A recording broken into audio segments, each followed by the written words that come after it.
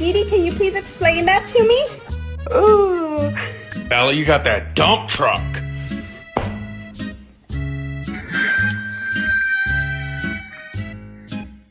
It's all gone, buddy.